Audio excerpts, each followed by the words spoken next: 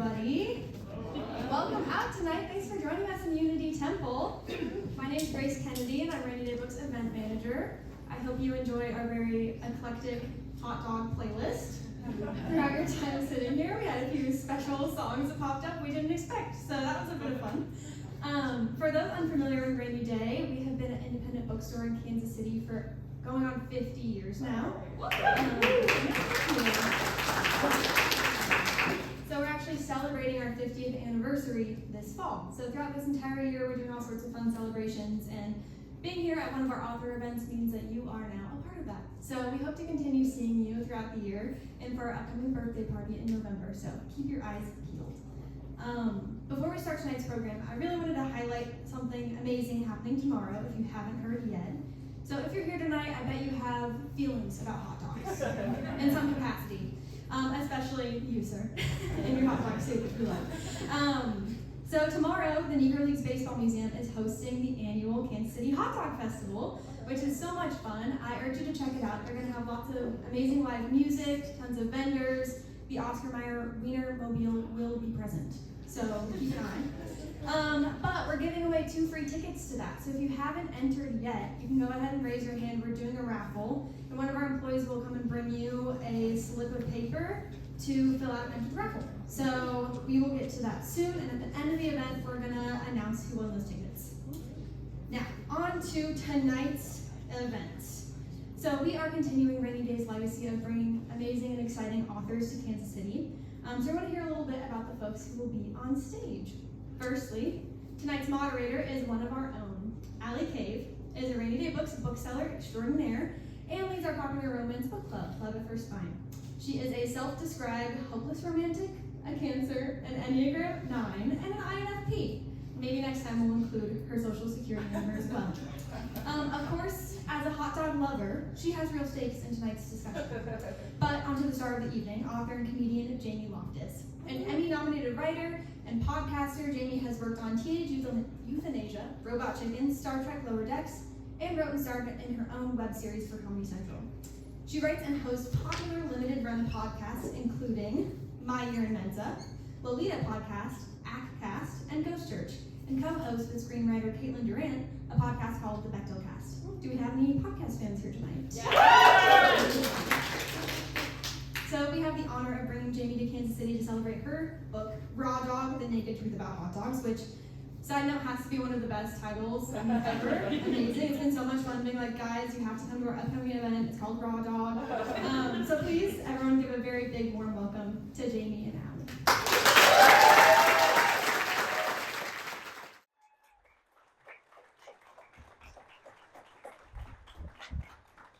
Hello. Hi, how are you? Good, how are you? Hi, everybody. You're just far enough away for it to feel like a dream. This is great.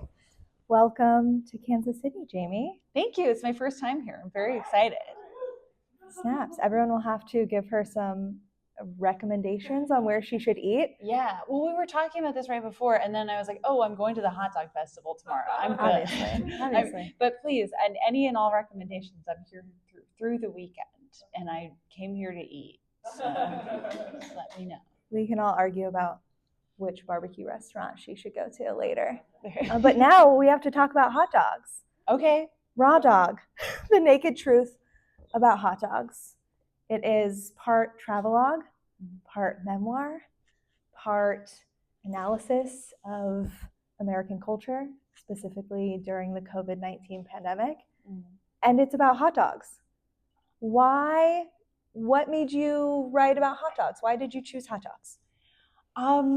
It's too simple an answer to say I really wanted to write about hot dogs, but that is the easiest answer, where I've, for years and years, especially since I started doing like limited run podcasts where it was like these hyperfixation topics, I had a list of like, if I got the chance to write about anything that is both something that I don't think is covered enough or well, and that I think I would be good at, like, what would I do? And I had this sort of like master list, and I had pitched the just hot dogs in general as a podcast at my job more than once, and they were just like, no, and shut up. And so which is fine. I mean, that happens all the time.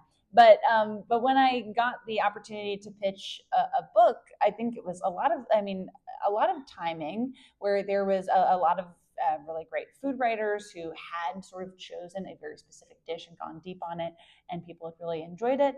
And I was, writing this book in, I started researching it in 2021, and then was writing it through the end of 2022. So it was like a very particular time to be doing travel writing.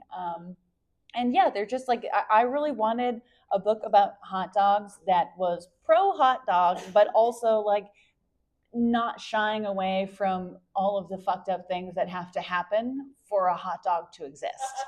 And that book didn't exist, and I got to write it. So I love that. As the resident romance reader at Rainy Day Books, I told you this earlier, I appreciate a book that is unapologetically horny. And this book is that. It is, yeah. Did you know going into Raw Dog that it would be this horny? Yeah. I did. I didn't even know what the title was going to be when I started writing it. I had like a number of way more boring titles for this book, but we ended up getting away with it. It was like my editor's idea, not mine, because it was going to be called like Hot Dog Summer, like all this other stuff. And she was like, because she's like around my age, and she was like, the thing about publishing, the hack is everyone is very old and they maybe won't know what this means. And we were successful in our pursuit of, like, she pitched it to the people she thought wouldn't know what raw dog meant, and they were like, yeah, whatever that means, let's do it. And so I had to tell my mom what raw dog meant. Wow. But yeah, I mean, hot dogs are so, I mean, they whatever, I'm going to talk about it in my presentation as well, but hot dogs are so often used as like, they're a phallic object. We cannot Inherently shy sexual, away yes. Yeah. from the horny nature of the hot dog. There's no point. I'm not here to desexualize a hot dog. I'm here to turn it up to a 15. Thank you for that. We all in this room appreciate it. Is there anything from the trip that's not in the book that you wish was added? Oh man, there were a couple of chapters that I took out just because we had to edit for length. One of the things I had in there that I thought was really fun, but I wasn't able to do it in person because it was during pandemic, not the lockdowns, but in that sort of nebulous time in 2021, 2022, is I attended this 2-day symposium called Hot Dog University that was really fascinating. It basically is a 2-day crash course that's run, it used to be run in person in Chicago out of like the Vienna Beef Factory, with this guy named Mark. He like teaches you how to open a hot dog stand. And it's like a 2-day intensive. I did it on Zoom. 2 days? You can learn all of that in 2 days? Well, yeah, you can. I mean, you can't do your like Malcolm Gladwell hours, but you can learn the basics of like how to operate the cart, and then just like, I mean, some genuinely instructive tips of like where to set up, how to not get into a territory war with another hot dog vendor. Like all of this really useful because he had run a successful stand for years and then started working at the Vienna Beef Factory.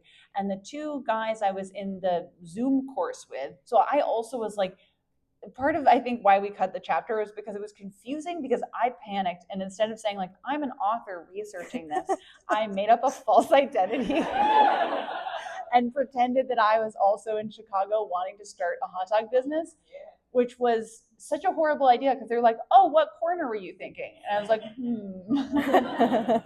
I don't, I'm open, because I just, I live in California. I didn't know where. Any corner that's free. Exactly. I'm like, you tell me, Mark. I don't know. But it was really interesting. I learned a lot. And then at the end, they snail mail you a graduation certificate that's framed at my house. Oh, wow. Does it have your fake name, or did you use your real name? No, I ended up emailing Mark and being like, listen, because I also created a fake email. It was way overcomplicated. You came clean and you put your Jenny. Jenny, yeah. Oh, wow. but yeah, so technically she graduated, but I had it revised. Congrats to Jenny. Well, if she ever wants to open a hot dog cart in Chicago. She has the skills. She Wow. has the skills. She has the qualifications. Is there anything that you wanted in the book that you had to take out, you weren't allowed to put in? Nothing that I wasn't allowed to. I mean, I was really surprised at how much of the horny stuff stayed in. I think that, I mean, like in the process of because this is my first book and there are like memoir-y travelogue elements to it. And so especially between like the second and the third drafts, the first draft was just like, it's like really long, a lot of stuff going on. And then it was working with my editor to figure out like what passages were like, this is a diary entry, take it out. And then where, sort of rearranging stuff. What I really wish I could have done, if it had been safe to do at the time, is there's so much international hot dog culture that I wish I could have covered in more detail. I mean, obviously like Germany, Poland, Austria, Greece are like where the hot dog comes from, but there's also like weird places you wouldn't expect to have huge hot dog culture. Like Iceland has a massive hot dog culture because Bill Clinton ate a hot dog there once, and that's literally the only reason, is because he bought a hot dog there once. And then like Reykjavik is just now a hot dog like hotbed. There's an incredible Colombian variation on the hot dog that I really love. Korean hot dogs are amazing. Like there's so many good international hot dogs that I wish I had the time and it was like safe to research. Yeah. Ooh, maybe a raw dog part 2. Raw dog abroad. Yes, raw dog takes Europe. Takes the world. Takes Europe, yeah. Euro trip, raw dog. It's kind of like a Lizzie McGuire movie kind of thing, yeah. Ooh, okay. Pitch it to them like that. Exactly. Hey, Macmillan. You know how the sequel is always the character goes to Europe? It's that. It's that. Yeah. But in a hot dog suit, which, by the way, if no one has seen, it's absolutely beautiful. Thank you Love so the much. outfit. Thank you. I every time I make an outfit like this, I was like, oh yeah, this is the result of 3 days of Adderall. Yeah. You gotta do what you gotta do. You gotta do what you To gotta get do. the I hot love dog it. suit. It looks great under the lights. Thank you. Really works. Can you give us some more insight into your research process specifically for hot dogs? Yeah. So this was, I approached it, especially originally, similar to how I've researched a lot of my like gonzo-y podcast work, where I was coming in sort of knowingly not an expert. And so I had to decide sort of at the beginning of the research process, because what I was really surprised about is not only did I have way more time to finish the book than I would for a podcast, where I think from beginning to end on most of my shows, it's like as long as 3 months and as short as like 3 days. And so I was like, oh, I have like all of this time, because publishing a book takes forever. And I'd like, how could I use this time in an interesting and like productive way? And so I had to like really think about, what do I want to research ahead of time, and what do I want to experience and then get the facts after I've had the experience, because I really enjoy doing that, of like, especially with stuff like going to the Nathan's Famous Hot Dog Eating Contest, where I was like, I want to learn as little about that as possible and just show up and be mortified. And like, that's the experience I want. And I'm so glad that I did that. But then there's other stuff, like when you're going to a small business that has a lot of history, or, researching just like the history of hot dogs in general. Like that's stuff that I wanted to do and sort of have locked in before I started traveling. So it was a mix. It was like I had to sort of cobble together, what do I want this book to be like, in terms of like, how much is the reader discovering stuff with me, and how much is it, do I want to go in just knowing? So it was kind of a half and half situation. Yeah. The writing process, was it very different from the other mediums you've done? You've written so many other things, podcasts, articles, comedy for TV shows, but this is your debut book. How different was the writing process? It's different. It's like, it's not completely different, but it's very different. I was so lucky to have an amazing editor, Allie Fisher, who is not just very patient and an incredible, like, talented editor. She also is really funny. And so it felt like we were very on the same page with like what I was trying to do. And I guess the big difference was, first, it was I'm so used to, like I was saying, creating stuff that comes out very quickly, and so I didn't even realize this. And then I've done stand up forever, so like there's this very, like, the way I'm used to writing is writing as if someone is going to read it or hear it tomorrow. And writing the book was so different because it was like, oh, I have to be able to speak to this not just in 2 years when it comes out, but in 4 years when I'm in Kansas City. And like, all, it was I'd never had that experience before of writing something that was going to sort of, not that the other work doesn't go on, but isn't quite as like in the moment, and like is built to last a little more. So I feel like I learned a lot as a writer, just in terms of like trying to capture a moment in time as opposed to like presenting it like, as we all know, this is happening, because by the time you're reading it, I mean, and that was an interesting experience too when the book came out originally in 2023, where a lot of people, and myself included, were already in the process of sort of memory holing this period of time. And so it's like you're almost returning to a painful and confusing and very bizarre time for a lot of people. So yeah, I mean, it was just like a completely different style of writing. And also just writing in a way that like you can't hear me, where there was a lot of edits that my editor was like, I can hear you saying this, but if someone can't hear you saying this, it's crazy. So a lot of reworked horny passages with run-on sentences. Yeah. I loved it. Thanks. How was the audiobook? You recorded the audiobook. I mean, you do podcasts. Was that fun to read your book out loud? And I think there were some things added on the audiobook that aren't in the book itself. Maybe some little quips. I'm sure that was a blast. That was like the part I was looking forward to the most, because it was like, writing a book is, I mean, it's amazing, but it's so hard. And then at the end, it was like, and now here's the part I know how to do. Like, I'm good at this part. Recording the audiobook was a blast. We did it over 3 days, which felt like, I was surprised that it happens that fast, but it does. And I had this incredible audio engineer, Tim, who was a vegan influencer. So a really confusing match for this book. But he was like, I don't know, he was incredible. We had some really interesting arguments over, because we also had to, it was just the two of us, and we had to eat lunch together every day. Oh, were you bringing hot dogs into the studio? So I didn't. No, I was like, I'm on your turf, Tim, but he was kind of like, grow up, I don't care, but it was also because we added some, I wanted to add some, ambient sound that it appears at certain passages of the book. So I brought in this like little George Foreman grill I have to get like good hot dog sounds, and not realizing that I'm bringing like a pound of meat to like a man who has been like prominently vegan for 30 years. How am I supposed to know that?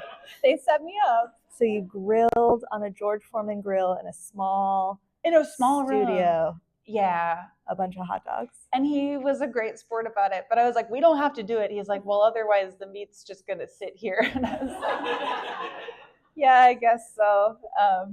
But yeah, it was really, really fun. It was like, I don't know, very intimate doing that, because it is just you and the audio engineer. Wow. Yeah. There are so many people mentioned in the book, small business owners, the Wienermobile drivers that you talk to. Have any of them read the book? Have any of them reached out to you since the book has been out? Yeah. To talk to you about it?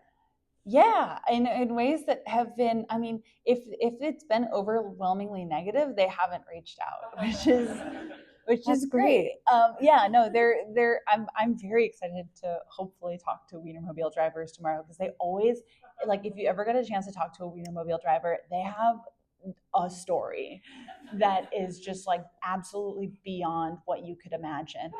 I love talking to Wienermobile drivers because they're all 23 years old and yet they've lived so many lives. It's like really incredible. But yeah, I did get a chance to reconnect with one of the Wienermobile drivers I was like lightly stalking for a chapter of this book. And like he revealed some incredible information to me that I have in my presentation. Yes. Excited to hear. About the life of a Wienermobile driver. And I've gotten to connect with a lot of meatpacking union organizers too. That was a really cool part of my first book tour in 2023, where in every city, if I could, I would try to find someone who worked in the local meatpacking union to speak. And I mean, because that period of time particularly was such a huge moment for unions and young people organizing. And so I feel like I've learned a lot. And there's things I wish that were in the book that I learned because I wrote the book, weirdly. But yeah, it's been generally positive. And I met Joey Chestnut. So like it all worked out. That's great. Yeah, That's great. This whole book is like a horny plea for that to happen. So it did happen. I'm glad it finally happened for you. I hope we get to hear about it during your presentation. Yeah, I think the picture is like every other slide. Don't worry. Okay. I have a couple more questions left. Cool. One is, well, I know you're working on so many things, I'm sure. Can you share with us what you're working on now, and are you working on another book? Yes. So yeah, I for the last year, I've been working on a podcast called 16th Minute, where, thank you, 3 people. But it's a podcast where every week I talk to someone who is the main character of the internet, and talk about how that experience affects you, take a look at the time it came out in. And that has been a really all-consuming project, but I've really enjoyed working on it. And more recently, I just finished my first novel that I hope will come out at some point. I have no indication of when it's going to come out. But yeah, I finished that this like late this spring. So that's amazing. Congratulations. I can't wait to read it. It's really horny. We should talk about it. Oh my God. This book is horny. Just okay. You wait. Coming to Love at First Spine Book Club 2027. Let's hope. God, I hope so. Last question. What do you hope readers take away from Raw Dog? Oh man, that's a good question. I guess whatever they take away from it is okay with me. I really like hearing, I've gotten so many messages that are like, this book made me vegan. And then I've gotten other ones that was like, after reading this book, I ate like 12 hot dogs in a week. And so you're like, well, there's no wrong answers to what you take away. I think what I'm trying to do with this book, and what I'm trying to do with like a lot of my stuff, is like, it is okay to have a complicated relationship with something that is introduced to you as a symbol, where like a lot of what I enjoyed about writing this book is like taking this symbol that most of us, particularly in the US, are like introduced to from the time we're very young, as like not just being something that is important, but something that represents something. And you can't help but form a complicated relationship with that.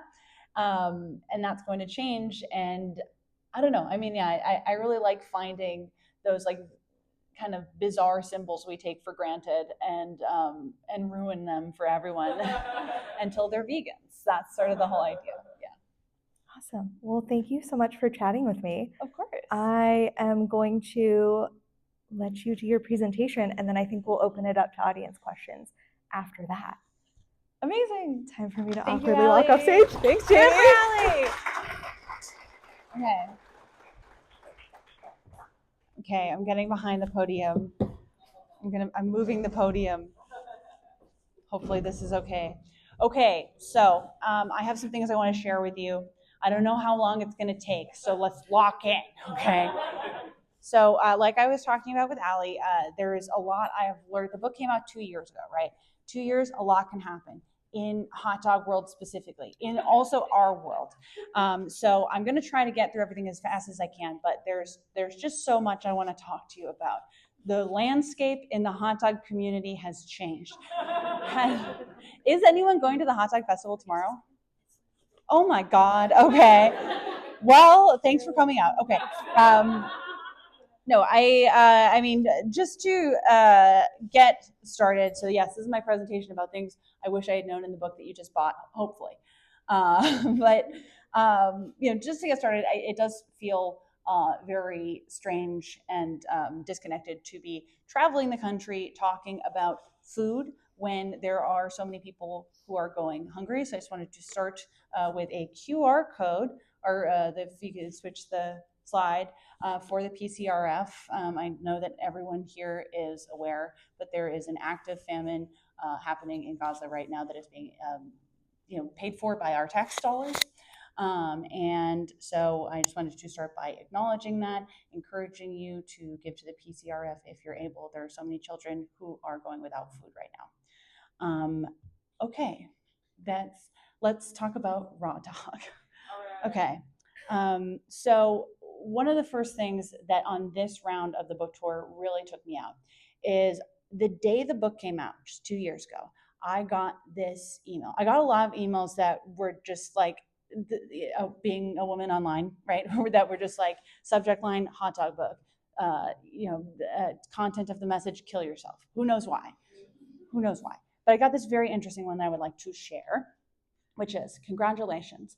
Saw a piece on you in the Week magazine. I had you as a math student in Brockton. Great to see you doing well. Congratulations. My ask, work the importance of math into your work. It is a big ask, but people need to hear the message. Hope you are well, my 10th grade algebra teacher.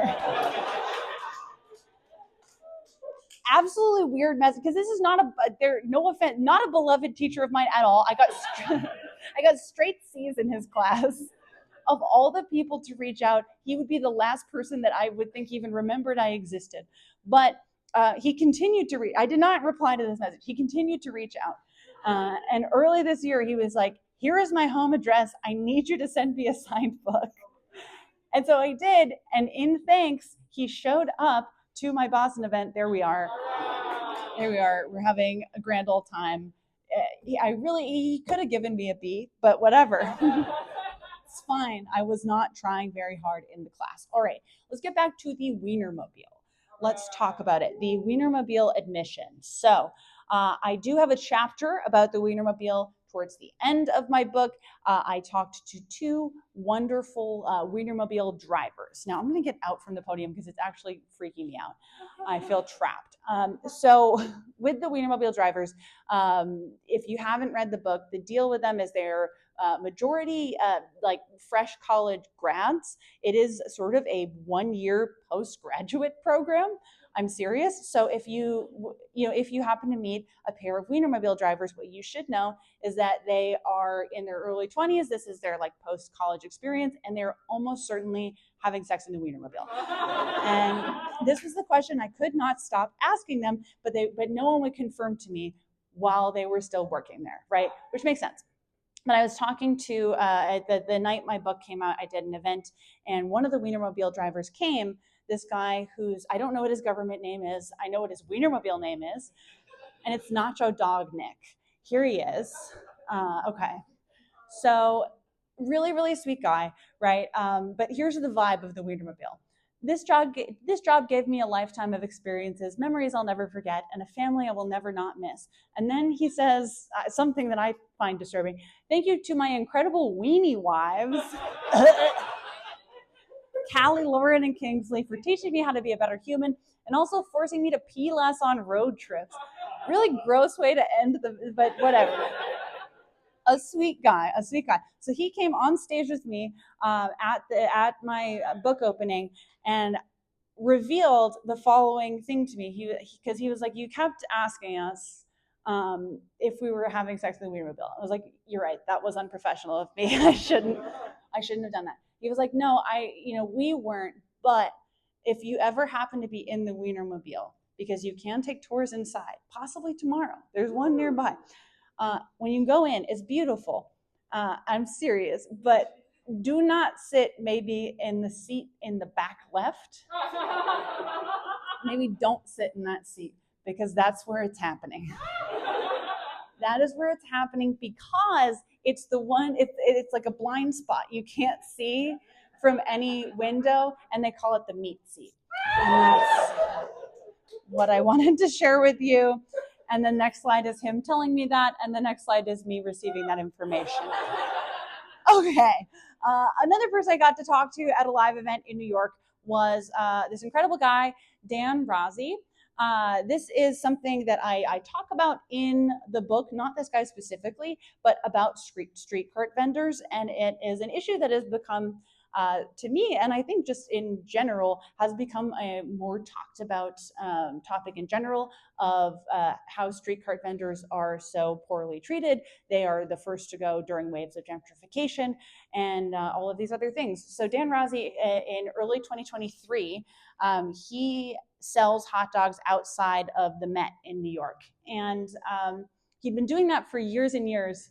And because of this next wave of gentrification in New York, he was having to guard his space that he'd had for decades by sleeping in his own car outside of the place. Because if he moved the cart, the city was going to move their own cart in there and just demolish this longtime small business, right? And he was able to make a lot of noise about this and was able to sort of really rally a lot of energy for street cart vendors in New York, and was able to win a lot of rights back. He does not need to sleep in his car outside of his own business before, because that's fucking ridiculous, right? But there's been more issues sort of around the country about this. The next slide is a little more about New York. There's been a lot of good motion with the Mamdani campaign to help street cart vendors. And then in where I live in Los Angeles, and there's been obviously street cart vendors have been one of the many professions that's directly under attack with the ICE raids that have been going on in Los Angeles. There have been street cart vendors who are literally kidnapped off of the street in just the last couple of months. And so that is obviously horrific. I mean, I was doing this presentation around the 4th of July in New York, and usually a time where there's a lot of street cart vendor activity, and our streets were completely empty because there were so many mutual aid efforts, luckily, that were basically paying street cart vendors to stay at home so that they would not be subject to state violence. And so, you know, when I tell you I can make anything have to do with hot dogs, I am not joking. But it's a very, I mean, and I'll talk about this more, we can talk about this more at the table as well, but this next slide is also, if you are not familiar with a lot of the mutual aid efforts that are going on to protect street cart vendors, and of course this extends to many, many, many professions, but this is just where I spend most of my time, because I eat a lot of hot dogs, you guys. Did you know that? All right, we're gonna go ahead. Can we go ahead 3 slides? This is a particularly cool, me being proud of my city moment, where there were a lot of anti-ICE protests in Los Angeles in the last couple of months. And who was out there but the fucking hot dog cart vendors? Like, truly, I don't know. I found that really, really beautiful and cool. Okay, so that is the street cart vendor update. It's bleak. I don't know what to tell you. We're going to move forward 2 slides and talk a little bit about something far less bleak, which is professional hot dog eating. Ooh, okay. So Ali and I are talking about this. I have really made some inroads with professional hot dog eaters, and it has been every friend has been hard won.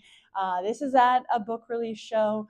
This man on the right, you're like, who is this white man with dreads? Well, I'll tell you.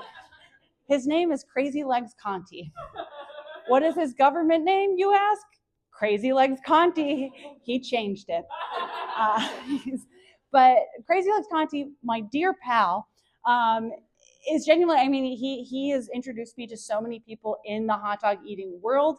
In the book, not many people wanted to talk to me because, a comedian writing about something that people make a lot of fun of. I think everyone sort of rightfully was like, yeah, don't talk to her. She's just going to make fun of you. The twist is, I didn't want to make fun of them. I was obsessed with them. I wanted to have sex with them, right?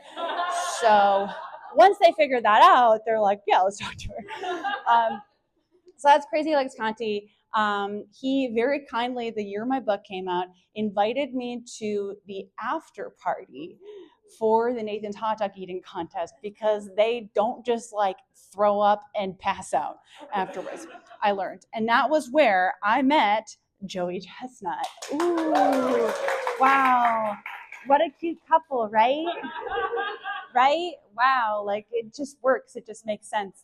I don't think he remembers this picture being taken. So, but so there is the hot dog eaters party extremely hard. It's like kind of scary. It's kind of great. They continue eating throughout the day into the night. And the explanation that I was told by another hot dog eater, Megabyte Ronnie, was I was like, Ronnie, how could you still be eating something right now? And he's like, oh, well, the way that we train our bodies, we can never feel full again. And I was like, that's like a poem. That's scary. Like that's really dark.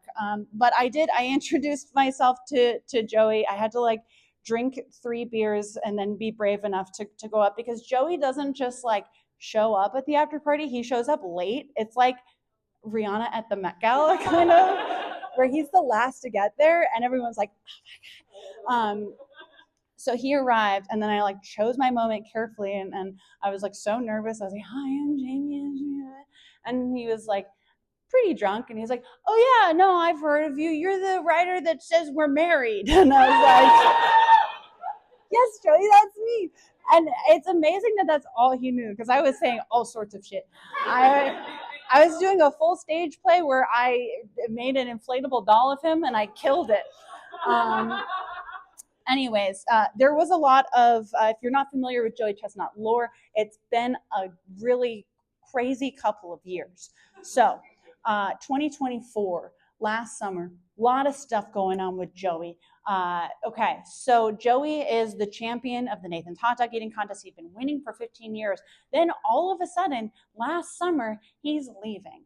And the media is making fun of me. They in devastating split. Why are there quotes around that? From the failing, a devastating split, a famous hot dog gobbler, Nathan's part ways. So a lot of what happened around this is interesting. The narrative that is introduced around Joey Chestnut is that basically he went woke and he went broke. Why? Because he was kicked out of the contest because he took a sponsorship from Impossible Foods, right? And so like there was a bunch of weird Fox News clips that were like, that's what happens. Even the ultimate meat eater is and it was like, no, I think they just gave him a lot of money, you dumbasses. But anyways, I want to walk you through. This was a really challenging day for me, because when I heard this news last July, I was in New York City on hot dog business. And I had to speak. I was like George Bush on 9/11. I had to answer for all of this, and I couldn't. Okay, so here's literally where I was when I found out is the next picture. I was at. Did anyone hear about this? Okay, so last year there was a 40-foot hot dog sculpture in Times Square that every day at noon it would become erect. And it would come, and that would happen every single day. And they were like, would you like to come speak in front of the hot dog that comes? And I was like, yes, I would love to come speak in front of the hot dog that comes. So that's where I was when I found out. The next one is pictures of me in front of the hot dog that comes. But the day I was there, I was speaking right after this, really, as someone whose work I really, really wish had made it into the book. I just didn't know about it when I was writing the book, but I want to tell you about her because she's really, really cool. I was speaking with this incredible writer named Carol J. Adams, who's on the next slide. She wrote a book in the 90s called The Sexual Politics of Meat. Is anyone familiar with her work? Okay, there's always a few rogue vegans that are like, yes. Okay, so really amazing book. I wasn't aware of it when I was writing it, but I was fascinated because the picture that is on the cover of her book is also in my book. And what she does, I mean, she is both a vegan and a hot dog fan. And I was like, I have so many questions for you. She has a lot of great carrot dog recipes, but she introduces this really great idea that I want to share with you. I think it's really fascinating. It's called the idea of the absent referent. So that's on the next slide. So here's how she describes it. The absent referent is that which separates the meat eater from the animal and the animal from the end product. The function of the absent referent is to keep our meat separated from any idea that she or he was once an animal, to keep the moo or cluck or baa away from the meat, to keep something from being seen as having been someone. When animals are posed in feminized and sexualized ways, women are the absent referent. When women are shown as pieces of meat, animals are the absent referent. So basically, she has like written the seminal work on why we keep drawing food so sexy.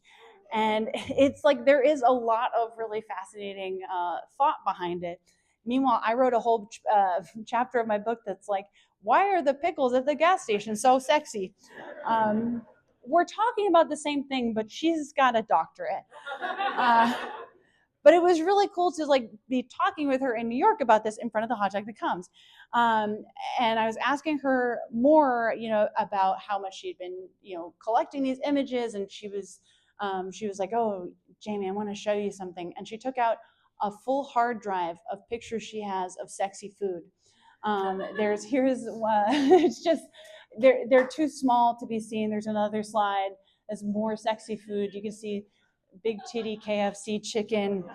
It's just, so when I learned this news about Joey Chestnut, I was not just with feminist vegan, oh no.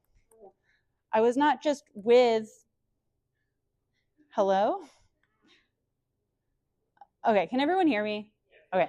I was not just with feminist vegan scholar Carol Adams, I was with her inside of the Hot Dog That Comes. So here's the first picture. Here is me taking a picture of feminist vegan Carol Adams. The next is her taking a picture of me. And the last is us together in the Hot Dog That Comes. Oh, thank you so much. Thanks, Grace. Okay, so back to the narrative. Joey Chestnut in Devastating Split. So I was curious, what does Joey have to say, right? Because there's all of this, like, some people are accusing him of, like, this is his way of coming out as a Democrat, which is insane. I was like, what does Joey have to say? So he posts a long Twitter thread that we are not going to read, but he says, I was gutted to learn from the media that after 19 years, I'm banned from the Nathan's July 4th hot dog eating contest, blah, blah, blah, blah, blah. Basically, what it boils down to is Impossible Dogs gave him a lot of money and the contest got mad, right? But he was back this year because guess what? No one cares about the contest without him. And that's a crime because I was able to meet so many cool people who have been competing in this contest for a really long time in the 3 years that I've been going back since my book came out.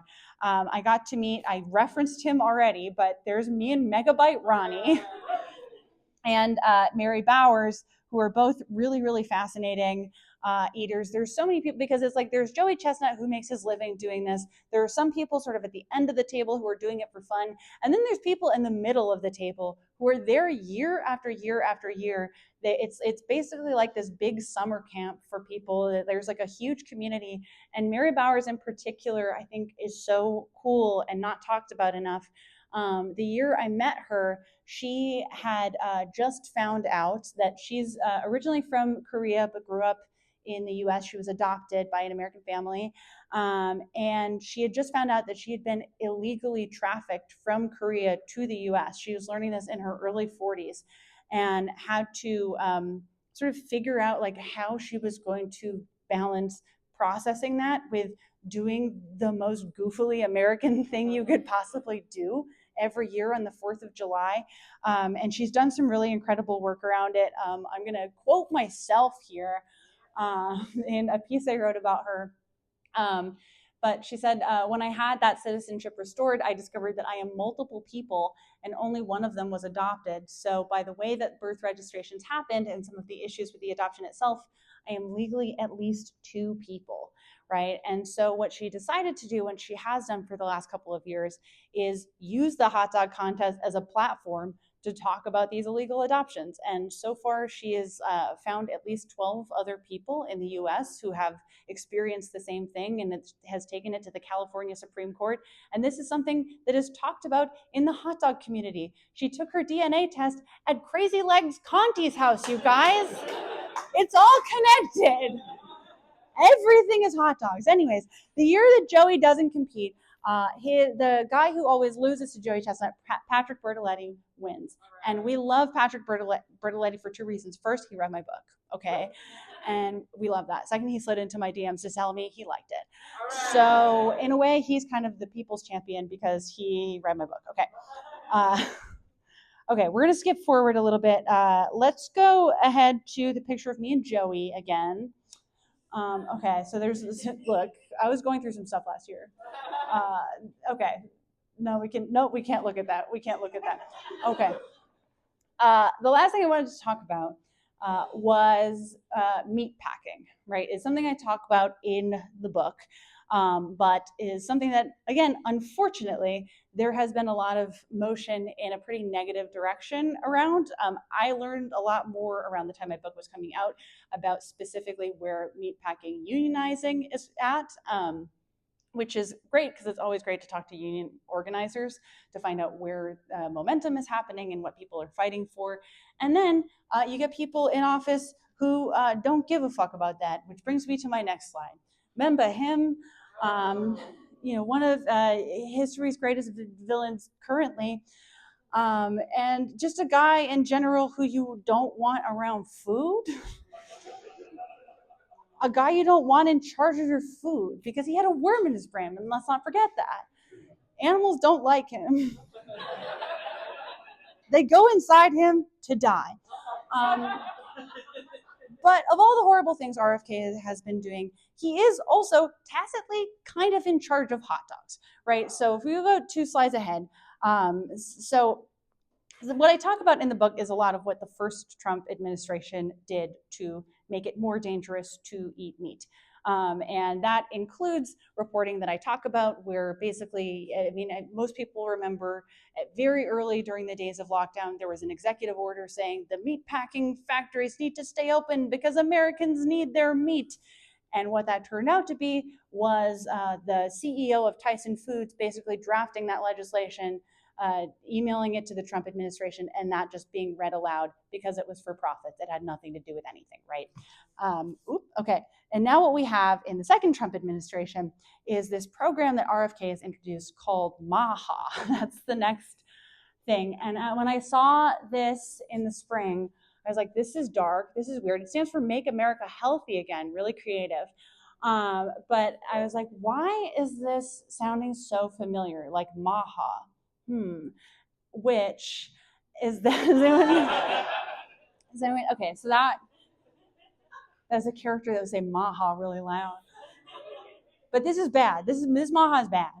I'll tell you a little bit about what it is. If you go 2 slides ahead, basically what it boils down to is meat regulation being at an all-time low, which not only affects consumers if you eat meat, I still do.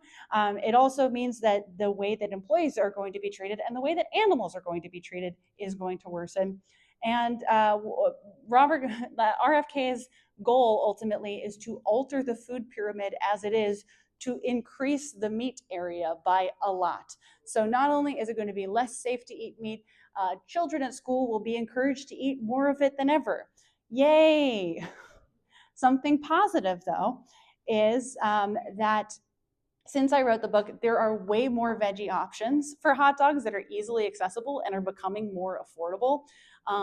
Feel free to shout out your favorite. Let me know what they are in the back. But, when I was writing this book in the early 2020s, there were still people were having to eat Smart Dogs from Target. And those do taste like shoes, unfortunately.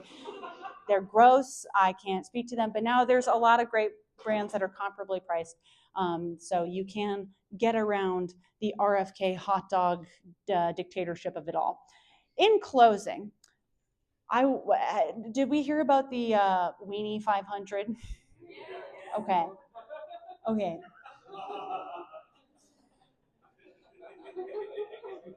What can I say about the Weenie 500?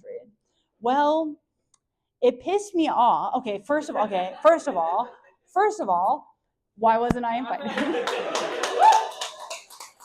What are we talking about when we talk about it? First of all, why wasn't I invited? And furthermore, why wasn't I hosting it?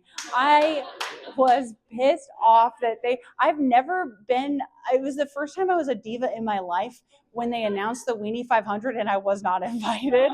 I was like, now what? It's barely an event. Come on. I've had 5 years of my life, you guys. Anyways, so, okay. So here's what the Weenie 500 was, if you didn't know.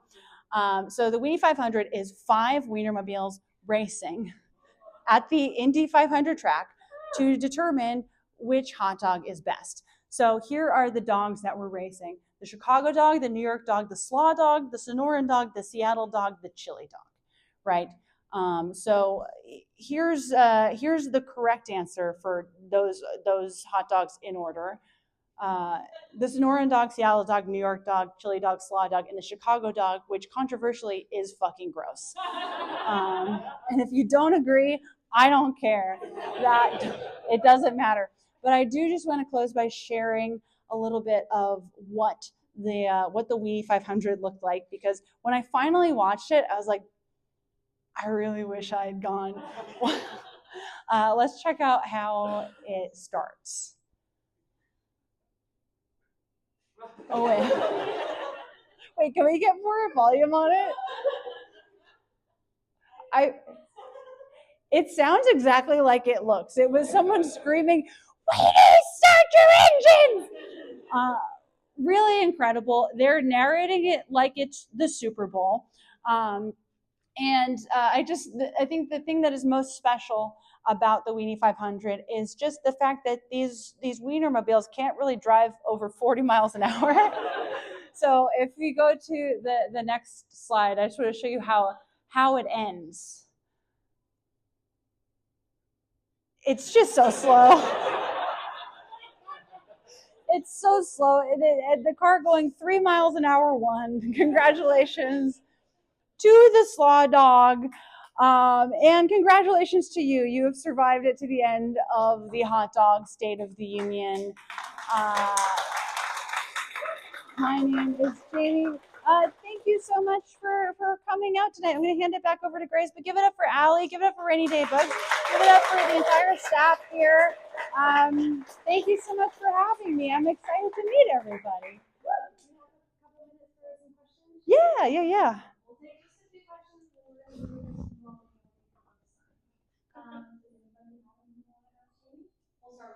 Sure, that makes sense. Sorry for not acknowledging you sooner. I always have to make sure that it's not like a vision I'm having.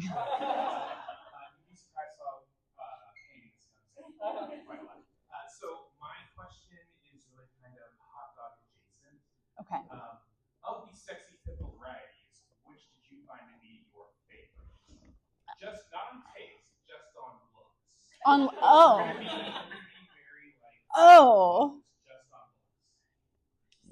Okay. What is? Oh my God! Now I'm embarrassed because I mean, taste-wise, I'm going Big Papa.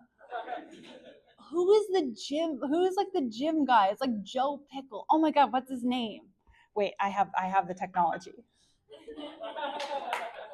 The sexiest pickle is the one that like seems like he's trying to have sex with the other pickles. Wait. Garlic Joe. Yeah, Garlic Joe. Okay. Yeah, Garlic Joe, who's wearing like a crop top and has like a pickle six-pack. That's who, yeah, everyone deserves a night with Garlic Joe. Thank you. That was an important question.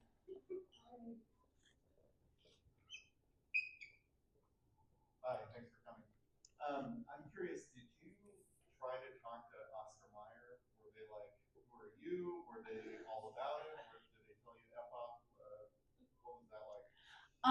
About the Weenie 500 or just about anything? Yeah, just, what goes on inside the Oh, okay. So yeah, no one will talk to you about what goes on inside the hot dog factory, which is actually like um, very scary. Where the best, I think, like there has been effective reporting that happens inside of meatpacking factories over the years. Like obviously, Upton Sinclair is the most famous example, but there has been in the preceding century investigative journalists that have made it. But no one is let in like without having to basically sneak in. And that at the time I was reporting, and as far as I know, it's only gotten worse. There are these policies called ag laws that make it really hard for employees to self-report as well, because it is made illegal to document what goes on in your own workplace, which is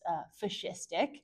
And because so many employees at so many meatpacking factories are vulnerable for any number of reasons, but many are migrant workers who are working under the table. Like they're just threatened with deportation. And so, yeah, I mean, they not only did Oscar Mayer not invite me to the Weenie 500, but I reached out to every major meatpacking company across the country to see if anyone would let me tour their facilities. And at the time, the reasoning given was, well, due to the pandemic, we are not, letting any journalists into our facilities.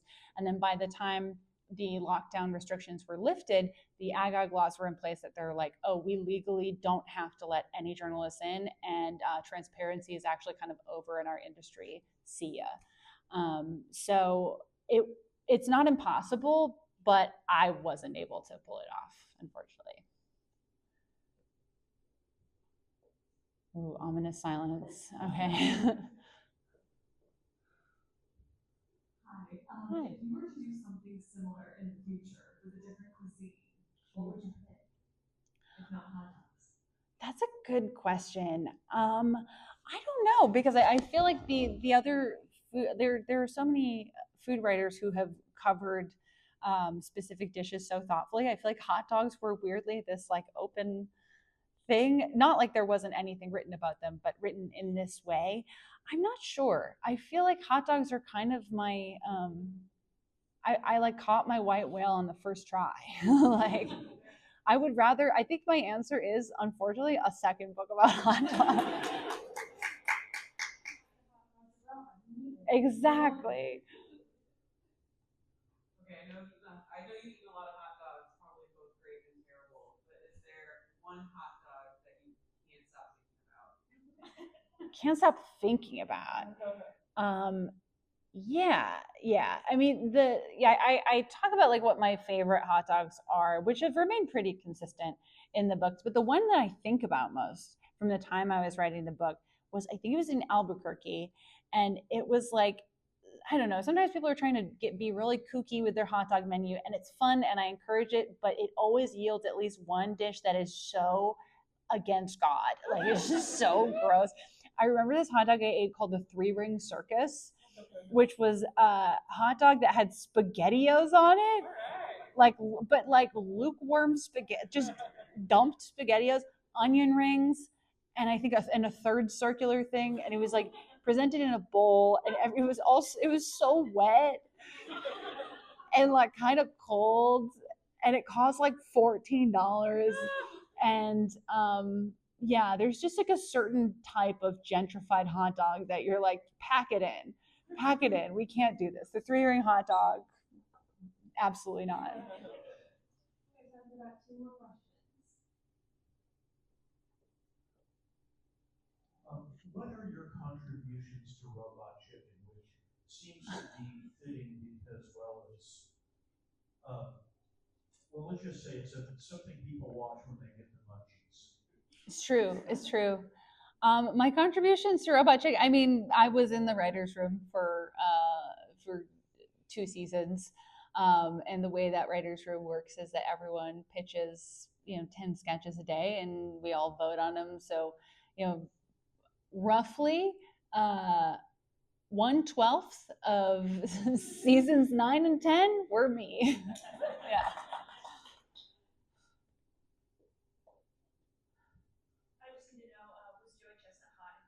Yes. Thank you for asking. Yes. Question. Everyone, please give a big round of applause for Jamie.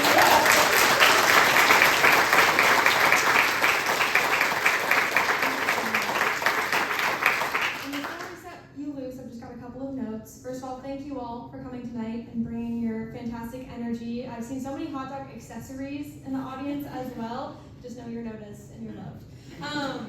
Additionally, keep an eye out for our upcoming events. I just want to highlight a couple for you. Later this month, we have Peter Cousins with Deadwood, Guns, Gold, and Greed in the American West. We're working with American Public Square, who I'm sure many of you are familiar with. They're a wonderful organization here in Kansas City that help with discourse about a lot of the political issues that were discussed today even. About an event for the book Fight, Inside the Wildest Battle for the White House with authors Jamie Allen and Amy Parnes. And then later in September, we have about a bajillion authors coming, so just make sure that you keep updated on our social media, our newsletters, all of that. If you're not already on there, we have a QR code up there to register for our newsletters, so that you make sure that you're not ever having FOMO, seeing that your favorite author can be time to see it.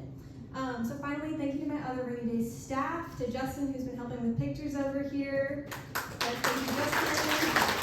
To Laura, who helped point all of you down the stairs, I'm sure. And to the amazing Allie for moderating tonight. We're going to be doing the book signing at one of our tables up here, so we'll have all of you line up along this side of the wall. But thank you all once more, and one more big round of applause, please, for joining us.